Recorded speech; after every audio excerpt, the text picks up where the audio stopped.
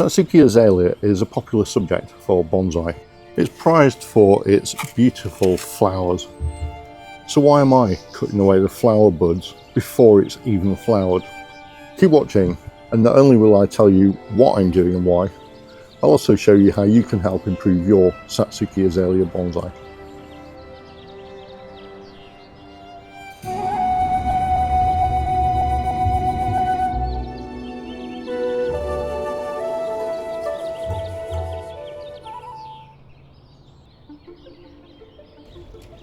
Satsuki Azalea, Rhododendron indicum, is a cherished subject for bonsai enthusiasts, renowned for its vibrant and profuse flowers that adorn its delicate branches. I got both of these trees from Greenwood Bonsai. This first larger tree in this Zisha Chinese Red River clay pot I've had perhaps about 3 years now, and this tree next to it I bought just a couple of weeks ago. When any tree or plant develops flowers, it expends an awful lot of energy in those flowers. And of course, in a Satsuki Azalea bonsai tree, we value that because of the beauty of those flowers. A Satsuki Azalea can have different coloured flowers on the same plant. And not only that, it can even have different colours on the same flower, which makes it quite unique.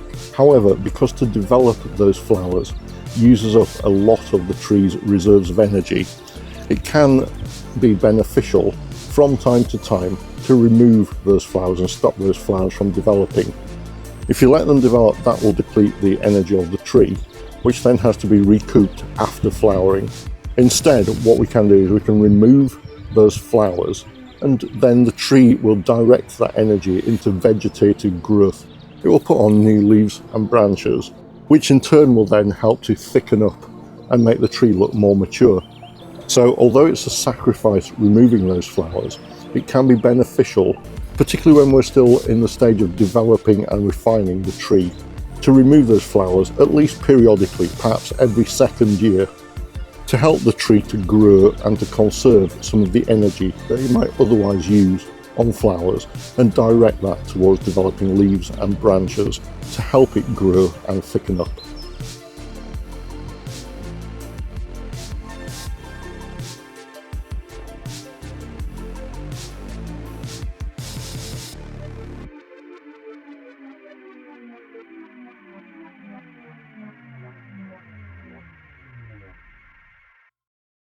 The high energy cost of creating those flowers is why we can start fertilizing our azalea bonsai in very early spring, before that flowering occurs. We stop during the period that it's actually flowering, but then as soon as we remove or deadhead those flowers and remove those developing seed pods, then we can start fertilizing again. At that point, the tree has expended so much energy on generating the flowers. We need to give it a boost and help it develop the vegetative growth, help it grow a bit, but also then it starts developing the flower buds for the following season. If we look into the canopy of the tree here, we can see where the flower buds are developing.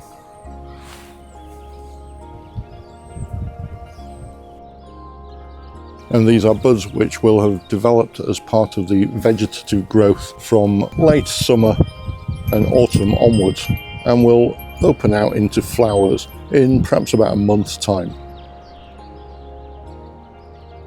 By removing these at this point, what we're doing is we're saving the tree from directing its stored energy into generating flowers, and then it will redirect that energy instead into growing more branches and more greenery, which through the process of photosynthesis will generate more energy into the tree.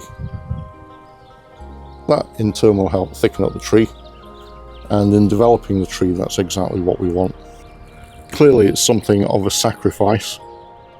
We grow these trees because we love the blooms and the flowers on them, but by having a year or two where we don't have flowers, we're helping to develop the tree structure, so it can be a worthwhile sacrifice.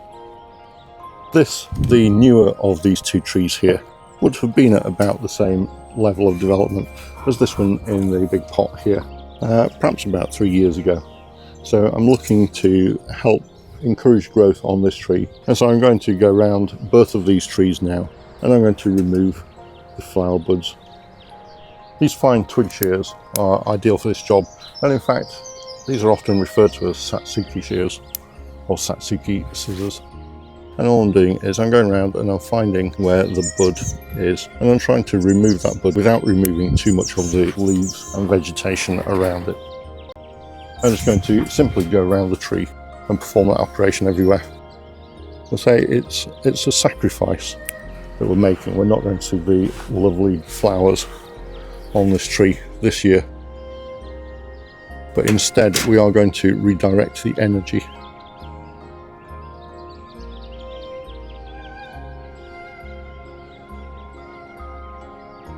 In a flowering year, what we would normally do is once those flowers are spent and they begin to wither, we would go in and perform a similar operation to remove what will then become seed pods. And what you do is you would come into the base of where the flower was, and you can see it's swollen and it's on a bit of a stem, and we just snip off the base of the stem.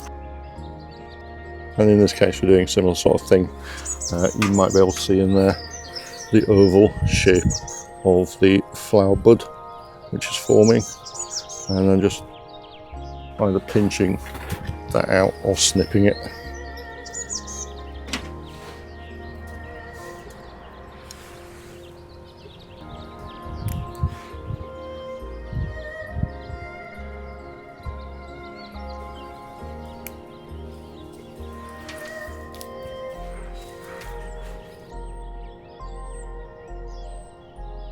I'm just simply repeating this process all around the tree.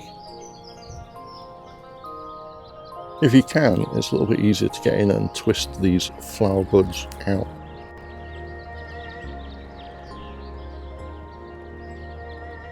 That will preserve the leaves around it if you possibly can.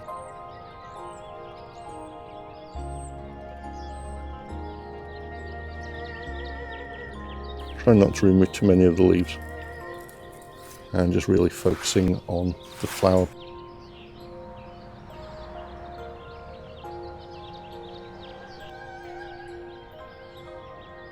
You may find that if your azalea exhausts itself one year with flowering, it may indeed actually not flower the following year.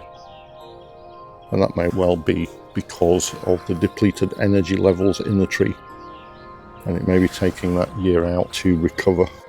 Branching on an azalea are quite brittle, so do be careful not to break anything.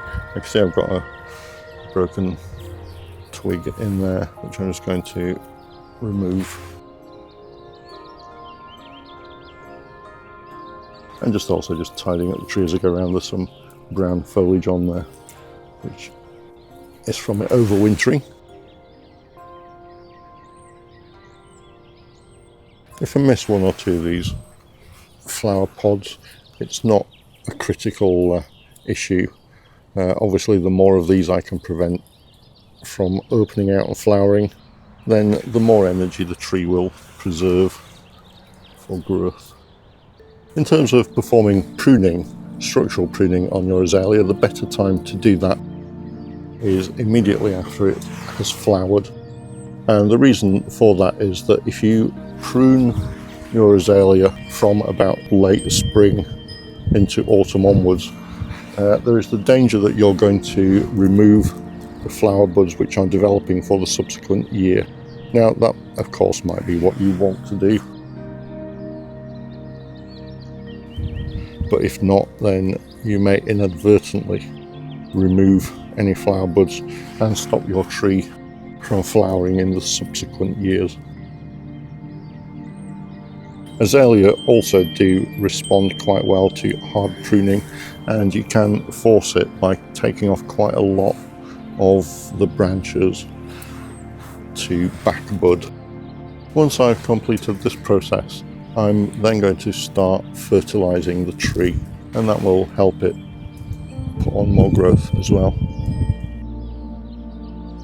You wouldn't normally fertilize the tree whilst it's actually in flower. I can just feel the little sharp pointy flower buds in the centre of these florets of leaves. So I'm just going around and taking those out.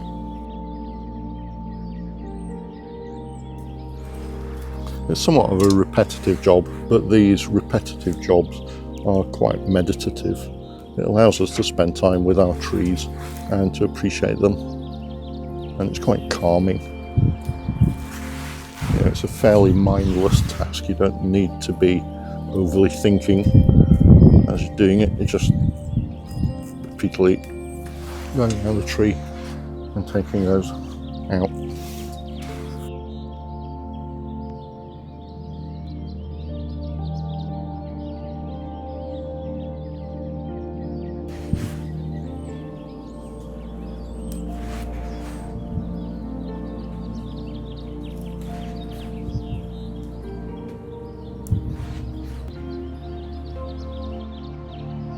Of course, azaleas which are planted into the ground have a greater access to resources to help them build their energy and get through this flowering process. The fact that we have these things in a controlled, managed environment means that perhaps they don't have the energy that they might have if we were growing them in the ground. With just one tree, we might not necessarily see the obvious signs and benefits of what we're doing here. But if we were to have two trees side by side and we were to perform this process on one and not on the other, I think it would become fairly obvious by about the end of summer how much vegetative growth the tree that's had the flower buds removed would have made, as opposed to the one where we allowed the flowers to flourish and grow and sap the energy of the tree.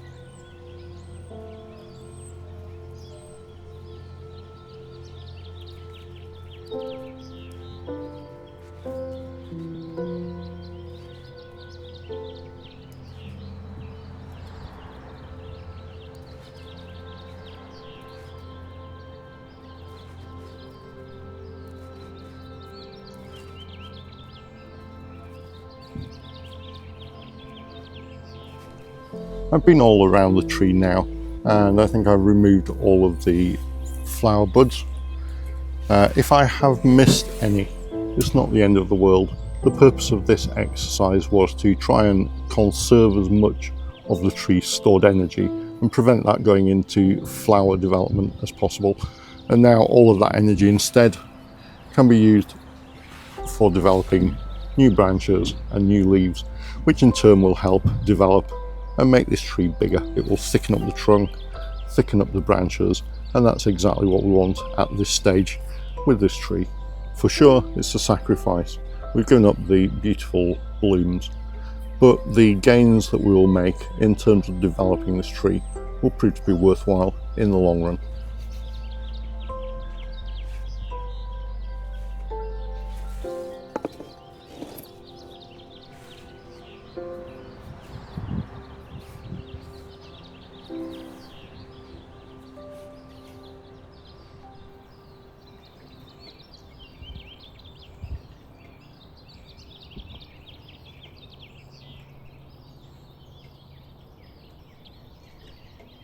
If you're interested in learning more about Satsuki Azalea, then this book by Janine Drost, Satsuki Bonsai, is a great resource that's specifically targeted to Satsuki Azalea as bonsai trees.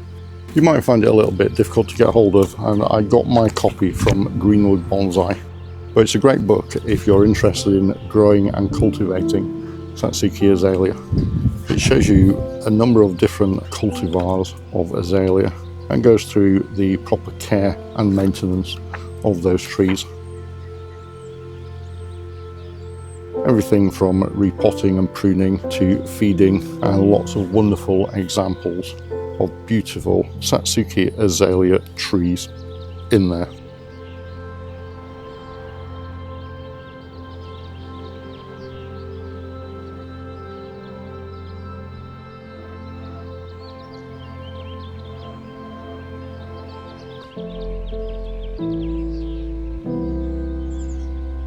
Thank you very much for watching. I hope you found that useful.